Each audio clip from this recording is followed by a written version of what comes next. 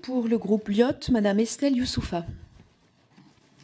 Merci Madame la Présidente, Madame la Ministre, Monsieur le rapporteur, chers collègues.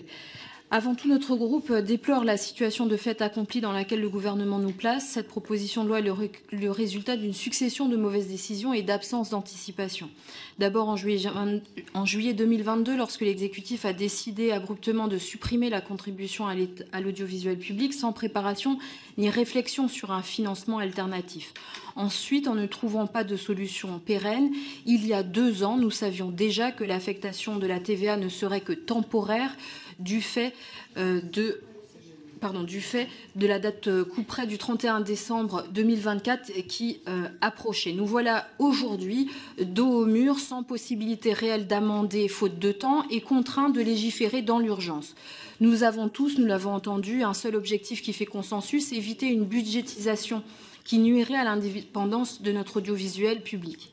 En tant que membre de la Commission des Affaires étrangères, qui a étudié la question du financement de l'audiovisuel extérieur français, en tant qu'ancienne journaliste, je me dois ici de vous alerter sur la question particulière posée par ce problème de financement pour nos médias internationaux, c'est-à-dire France Médias Monde et Arte. L'hypothèse de la budgétisation reviendrait à une remise en cause de l'existence même de ces institutions, parce que cela les assimilerait à des médias d'État et remettrait en cause les accords internationaux ainsi que leur gouvernance. Ainsi, la fréquence de RFI à Berlin pourrait être coupée, car assimilée à un média d'État, et le traité franco-allemand d'Arte serait remis en question.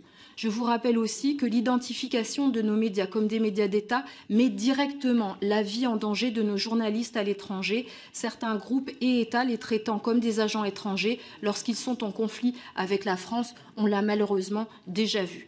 Mais disons-le d'emblée, le financement par une part de la TVA n'est pas satisfaisant, car elle reste un financement injuste acquitté uniformément par tous les Français, y compris les plus modestes. En ce sens, elle n'est ni équitable ni légitime, pas plus que l'ancienne redevance.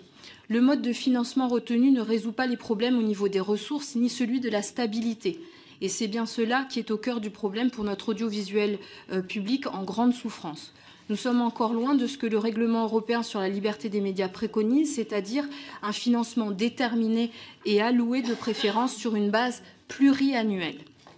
Pire encore, avec l'introduction de crédits de transformation, le gouvernement opère une régulation infra-annuelle qui nuit à la stabilité et au projet d'investissement des sociétés. Pour 2024, les annulations de crédits sont à 50 millions d'euros. Sur le niveau des ressources, notre groupe met en garde sur une trajectoire financière qui ne respecte pas les contrats d'objectifs et de moyens 2024-2028. Les sociétés d'audiovisuel public ont déjà sonné publiquement la sonnette d'alarme. Alors que nos démocraties, nos concitoyens ont besoin plus que jamais de contenus de qualité et d'informations vérifiées, la réduction des budgets pour l'audiovisuel public désarme nos journalistes alors que la bataille informationnelle fait rage. Plus encore, elle interroge sur l'ambition réelle de l'exécutif quant à l'avenir de l'audiovisuel public française. Alors si notre groupe soutiendra cette PPLO dans sa version issue du Sénat, c'est uniquement pour éviter la budgétisation et parer à l'urgence que le gouvernement a lui-même créée. Mais son adoption ne doit pas être considérée comme la fin du débat. Le travail doit se poursuivre pour trouver un financement juste, suffisant, garantissant l'indépendance et la stabilisation des ressources de notre audiovisuel public.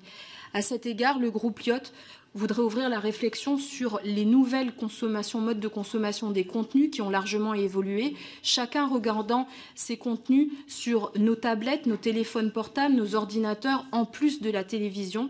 Nous estimons donc au groupe Lyot que le financement de l'audiovisuel public pourrait se baser sur les abonnements des box. Je vous remercie. Merci. Madame Soumia Bourou.